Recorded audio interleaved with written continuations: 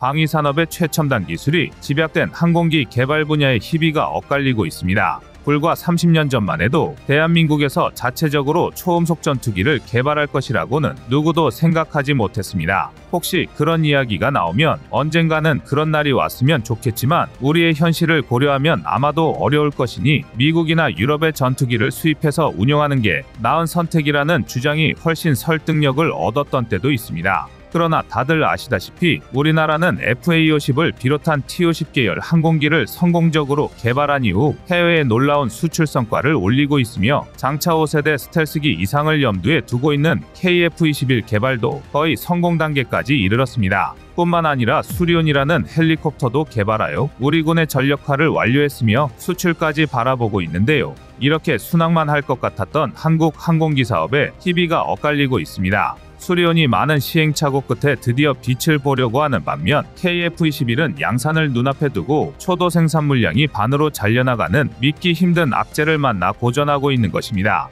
현대전의 양상이 복잡해질수록 병력 수송, 정찰 등 다양한 임무를 수행할 수 있는 기동헬기의 중요성은 날이 갈수록 높아지고 있습니다. 가장 대표적인 기동헬기 UH-60 블랙호크는 현 기동헬기 시장에서 수십 년 동안 베스트셀러 자리를 차지하고 있었는데요. 최근 국산 헬기 수리온의 등장으로 그 입지가 흔들리기 시작했습니다. 수리온은 동체 길이 15m, 너비 2m, 높이는 4.5m에 이르는 2만 파운드급 중형 헬기로 시속 260km의 속도로 최대 450km를 비행할 수 있으며 최고 2700m 고도까지 상승 가능한 높은 수준의 기동성을 가지고 있습니다. 화물 수송 능력도 최대 3.7톤에 달하고 완전무장 병력을 기준으로 11명까지 탑승하여 침투작전이 가능합니다. 세계에서도 손꼽히는 수준의 우수한 기동헬기이지만 초기에는 부품 불량 문제도 있었고 이로 인해 도입 반대의 목소리도 많았습니다. 한때는 수리온 도입 계획을 폐기하고 블랙호크를 추가 수입하자는 주장이 큰 지지를 받을 만큼 국산 헬기에 대해 부정적인 인식이 지배적이었는데요.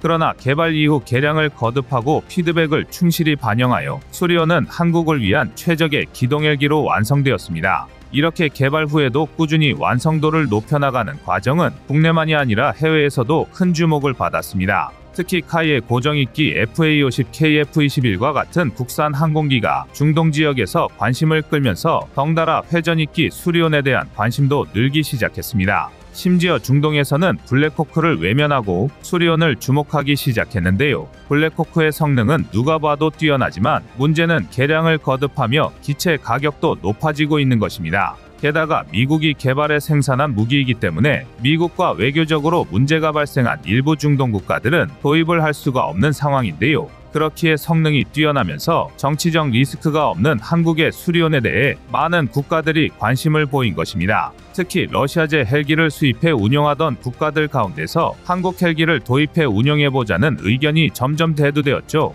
가장 대표적인 곳이 바로 이라크입니다. 이라크는 FA-50을 24대 도입하며 한국 항공기의 성능과 국내 방산기업의 철저한 사후 지원 서비스를 체험한 바 있는데요. 아닌 게 아니라 벌써 수리온 도입을 논의하기도 했었지만 내부적인 문제로 인해 도입을 포기했었습니다. 그렇다고 해서 완전히 단념한 것은 아니었는데요. 최근 아랍에미리트가 수리온 도입을 고려하자 이라크에서도 수리온 도입에 대한 이야기가 다시 나왔다고 합니다. 동남아시아의 베트남 역시 수리온에 관심을 보이고 있으며 아주 구체적인 도입 논의를 진행하고 있는 것으로 알려졌습니다. 베트남 항공우주 전문 기업인 VTX와 카이가 업무 협약을 맺은 것인데요. 베트남 내 헬기 수요에 대한 잠재 시장을 발굴하고 회전익 개발 및 생산 분야에 있어 협력하기로 한 것입니다. 그리고 이번 업무 협약의 핵심 내용이 바로 수리온 도입입니다. 베트남의 경우 밀림으로 덮인 지역이 대부분이어서 군사작전에는 전투기보다 헬기가 더 유용합니다. 이런 이유로 베트남은 수리온 도입을 적극적으로 논의하고 있는 상황입니다. 하지만 최근 수리온에 가장 뜨거운 관심을 보내고 있는 국가는 아랍에미리트입니다.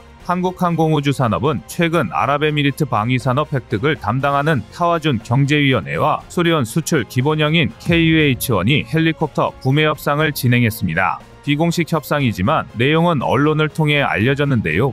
헬리콥터 조달 목적은 물론이고 구체적인 도입 대수, 헬리콥터의 통합할 시스템과 무장에 대한 이야기까지 진행된 만큼 연말에서 내년 초에 해당하는 시기에 KUH-1의 본격적인 수출 협상이 진행될 것으로 예상되고 있습니다. 아랍에미리트는 최근 9년대와 사업을 통해 여러 무기를 사들이는 동시에 해상 활동에 적합한 헬기 모델을 찾고 있었습니다. 그런데 뜻밖에도 아랍에미리트의 왕세자인 셰이크 만수르가 한국을 선택하는 결정을 내린 것입니다. 이미 여러 무기 도입을 통해 한국의 무기 개발 능력이 뛰어난 것을 잘 알고 있었고 수리온의 개발 방향에 대해서도 관계자를 통해 알고 있었던 왕세자가 적극적으로 한국 헬기를 추천한 것인데요. 특히 왕세자가 가장 마음에 들었던 부분은 바로 한국의 기어박스 국산화 부분이었다고 합니다. 기어박스란 엔진 동력을 회전 날개에 전달하는 장치를 말하는 것으로 빠른 회전을 견디면서도 가벼워야 하고 공간을 적게 차지해야 하는데요. 여러 조건을 다 만족하는 기어박스를 만드는 기술은 현재 외국 기업들이 독점적으로 보유하고 있습니다. 그만큼 까다로운 기술이기 때문에 이를 다른 국가에 유출하는 것을 극도로 꺼리며 소수의 제조사들이 비밀을 독점하고 있는 것입니다. 한국의 경우에도 수리온 등 헬리콥터의 기어박스 수리 및 조율을 미국 회사에 맡겨왔는데요. 이에 한국에서는 최근 KUH2 프로젝트를 시작하면서 기어박스 국산화도 같이 추진하고 있습니다. 국산화의 핵심은 바로 베벨 기어라고 할 수 있는데요. 베벨 기어는 기어를 수평이 아닌 다른 각도로 맞물리게 하는 기능을 수행하는 부품을 말합니다. 미국이나 독일, 프랑스 등 소재, 부품 강국이 독점하고 설계도 전혀 공개하지 않는 기술로 수리온의 베벨 기어 기술은 현재 독일이 소유하고 있습니다. 한국이 연구용으로 이를 제작하기 위해 허락을 구했지만 기술 유출이 걱정된다며 연구용 반출도 허락하지 않을 만큼 까다로운 부품입니다.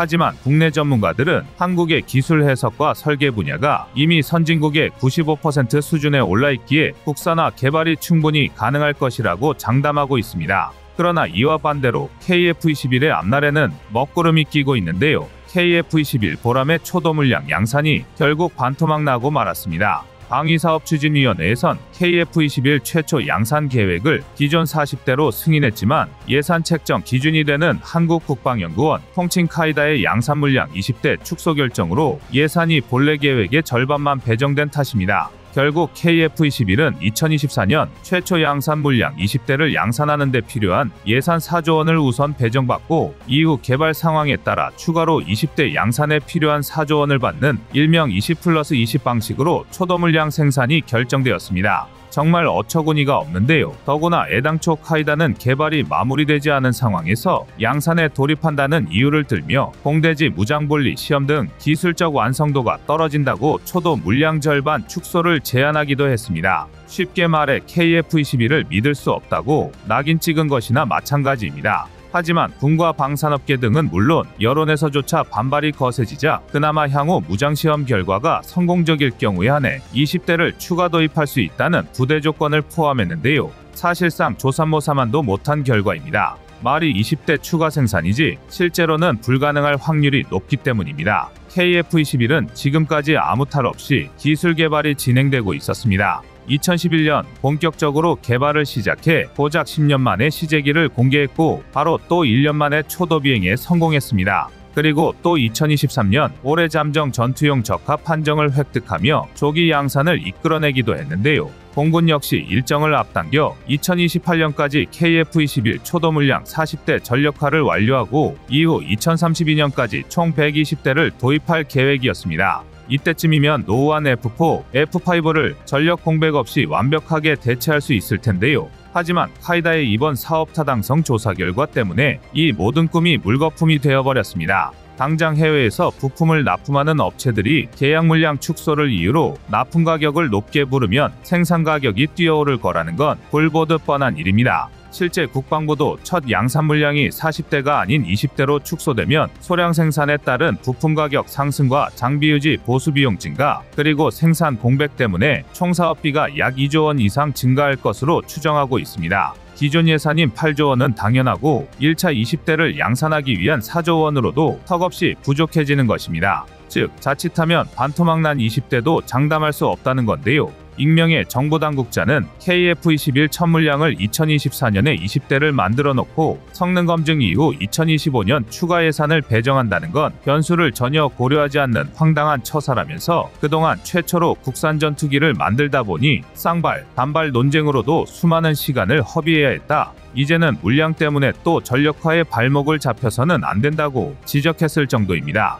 사정이 이런데도 카이다는 지금 당장 공대지 타격 능력이 없다는 이유로 KF-21의 성능을 의심하고 있습니다. 설상가상 카이다는 이미 몇 달 전에 발표된 무기체계 로드맵을 뒤엎고 무리하게 공대지 미사일 시험 스케줄을 앞당겨 넣어 조건을 내밀었는데요. 100번 양보해서 이를 두고 기술 수준 부족을 운운한다면 어쩔 수 없는 일이지만 이는 시험을 통해 극복해 나갈 일입니다. 구덕이 무서워서 장 못 담그는 것도 아니고 공대지 무장통합이 아직 이루어지지 않았으니 양산 물량을 줄이라는 건 도저히 납득할 수 없는 결정입니다. 동전의 양면처럼 좋은 일이 있으면 나쁜 일도 있는데요. 수리온이 부침을 겪다가 비상을 시작하는 반면 KF-21은 내부의 총질로 위기를 겪고 있습니다. 하지만 지금까지 많은 역경을 헤쳐나온 과거를 통해서도 알 수 있듯이 놀라운 저력을 가지고 있는 KF-21인 만큼 최근의 악재도 전화위복의 기회로 삼고 다시 한번 극복하기를 기원하겠습니다. 이상 꺼리튜브의 두 번째 미션이었습니다.